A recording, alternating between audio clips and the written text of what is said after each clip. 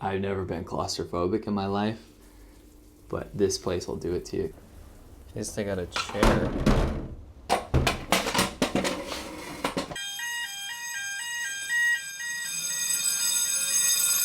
Is it safe? I hope so.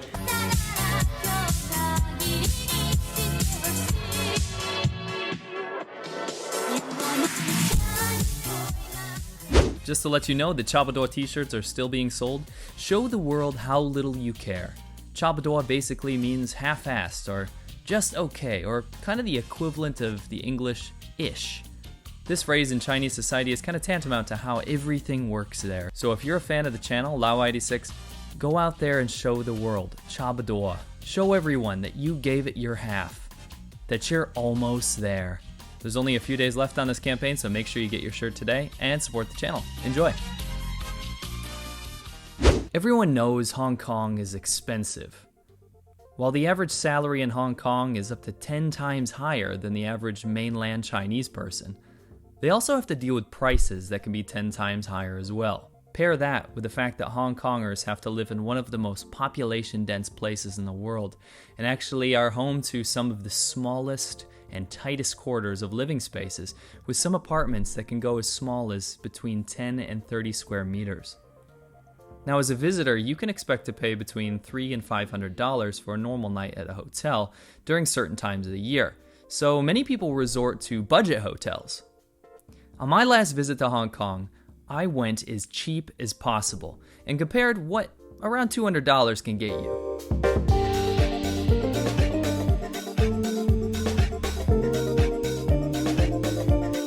My first hotel cost about $150 and consisted of a plastic-walled, windowless room that would send any sane person into depression. It's safe to say I'm not having a relaxed time, even with these plastic walls. This is one of those videos where it might be self-explanatory that I'm not in a good position right now. But first off, let's have a look at this room. I'm now staying in a plastic room with very beautiful, cute decor. The rules here, as you can see, I'm in Hong Kong, by the way. I can't stain the bed or soil it, or else I'll have to pay the hefty fine of about $10. And I'm not supposed to throw foreign objects into the toilet bowl. I mean, if this is kind of the place that you have to tell people that, then it's probably not the greatest area. And by the way, I am not an object. No smoking in the room. That false fire alarms. And I can get over 10 detentions. I don't know if that's 10 days or 10 years, or just 10 separate detentions themselves. The reason I'm staying in a place like this is because I don't want to spend hundreds and hundreds of US dollars on really hotels. So I found these like little tiny Airbnbs in the downtown area, and some of these old buildings, they're really disgusting, horrible places, but they're much cheaper. I've never been claustrophobic in my life, but this place will do it to you, because although I didn't get a window, they gave me a nice little extractor fan. And yeah, my back actually physically hurts here because I have to just like sit on the bed. There's no chair or anything. You can imagine I wasn't too pleased with the lack of a working air conditioner, and despite my complaints, it was never fixed. I bathed in the hot air, but would spring to my feet as it coughed and wheezed to life for a few seconds at a time to soak up the musty chill. The lack of a heated shower was certainly not a negative, as I had sweat through my clothes and had to wash them at least twice in that closet of a bathroom. Snaking through the Mongkok sprawl, you can lose yourself in the congested alleyways and in the buildings of dodgy vendors. Many landlords have resorted to renting out tiny rooms on the upper floors to budget-savvy travelers. My neighbors in this hotel were usually Filipino people who were visiting family members who were working as maids in Hong Kong, and they told me that the fire alarms tended to go off when mainland men would come to buy cheap jewelry and electronics to smuggle into mainland China, and they would forget that they can't smoke in their rooms, just like back home. And yep, the fire alarm did in fact go off at 1 a.m.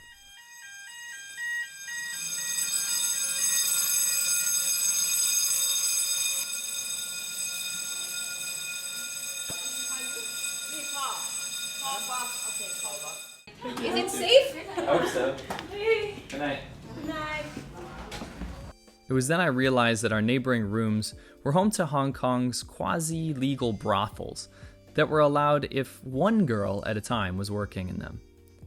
Although I didn't partake, the menus offered quite a range of options, with the mainland girls being the cheapest and Russian girls at a steep markup for men feeling rich that night. When I returned to my room after the fire brigade deemed it safe, I attempted to drift off to sleep, reminding myself that like the friendly plastic wall-dwelling couple, that I too should have a relaxed time.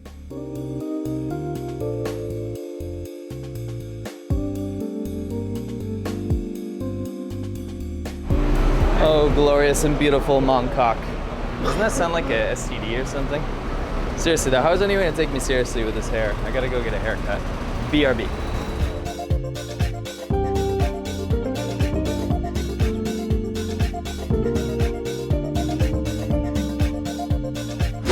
Check out my fresh do. Turns out they know how to cut hair quite a bit better here in Hong Kong compared to mainland China. However, Mongkok, the area where I'm staying, like I'm going crazy there. I gotta get out of it.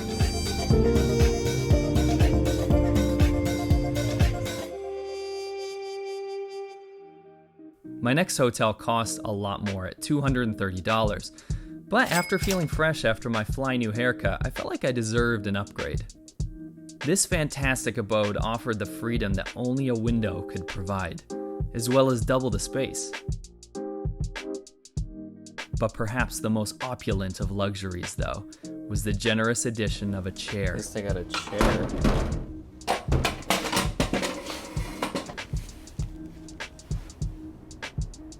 Look at my new place. You guys are following me around on my miserable kind of hotel hopping adventure. However, there were trade-offs.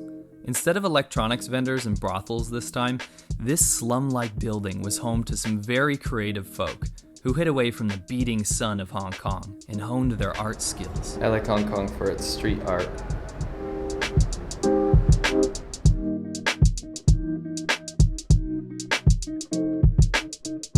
It's picturesque as hell, isn't it? This place is actually full of mainland Chinese people that want to save money on, budget accommodations basically. And I haven't been able to escape them. Yesterday, I was holding the lift open for some mainland Chinese women, basically, some middle-aged women. And it was funny, they had this guy with them, like some tour guide or something, and he explained to them in Chinese. He said, you have to get off the elevator first and let these people on, and then we can get off because we haven't arrived yet. But they know when those doors open that it's just a mad rush. It's like a suicidal rush. It's a stampede. You have to get out of it. You have to make sure that you get out before everyone else, right? In the mad rush, I actually stepped out of the elevator and I held the door open. But they pushed past me and my fingernail ends up ripping like all the way down to the base. No joke, and just blood's everywhere. And I just turned around and I said in Chinese something to the equivalent of, you lovely women. I hope you have a very, very nice trip and enjoy your stay in Hong Kong. Nighttime on the balcony was one of the best opportunities for people watching that I've ever had, as folk would come out and hang their laundry, smoke cigarettes, and play an array of drinking games such as throw the litter onto other people's laundry on the lower floors. The clear hierarchy was both literal and palpable. Feeling peckish and not wanting to spend more than I had to, I headed to a local restaurant to snack on the delicacy that is deep-fried fish skin. Not being satiated, however, I headed to a cheap supermarket and splurged on canned fish, sriracha mayonnaise, and various deli meats. With all the balcony partying going on, needless to say, I didn't get a very good night's sleep, so this led me to my $250 palace.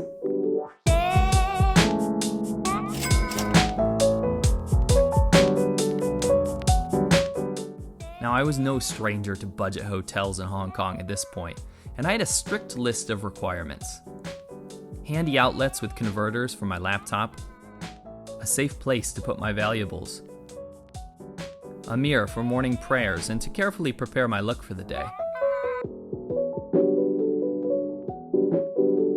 a working air conditioner, and a place for me to relieve myself while simultaneously taking a shower with hot water. But most importantly, built-in technology to ensure no more 1 a.m. fire alarm wake-ups.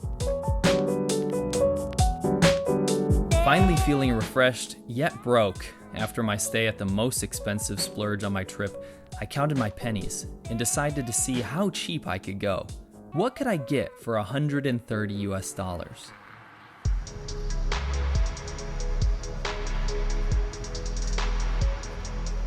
A long, scenic trip across the bay on Hong Kong Island led me to a spectacular find. The most high-tech find on my journey. Japan may have invented the capsule hotel, but Hong Kong made them worse. You see, in Japan, capsule hotels are stacked on one another, either outside or in a large, quiet room, offering a small but cozy place to lay your head after one too many vending machine whiskeys. In Hong Kong, however, they must have sourced the least soundproof, cheapest plastic coffins they could find on Alibaba and stuffed them into a tiny room.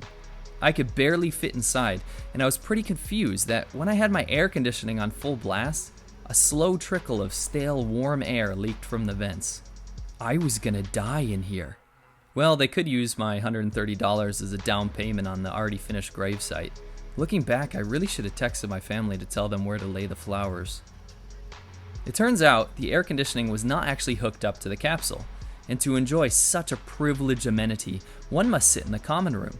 In a way, this sick social experiment forced a bunch of us to come together and become friends in our shared suffering. So what we've learned about capsule hotels tonight is that the shittiness of the situation, really, guys, is that you're forced out of your little capsule, your little hole, and you're forced to make friends with everyone around you. And that's what's beautiful about it, isn't it? Because we all made friends tonight. That's fantastic. Yeah, we did. Out of aversion, out of suffering, we became friends. Suffer on, guys. Suffer on. I can say that night was a fitful sleep, but there was no room to toss and turn.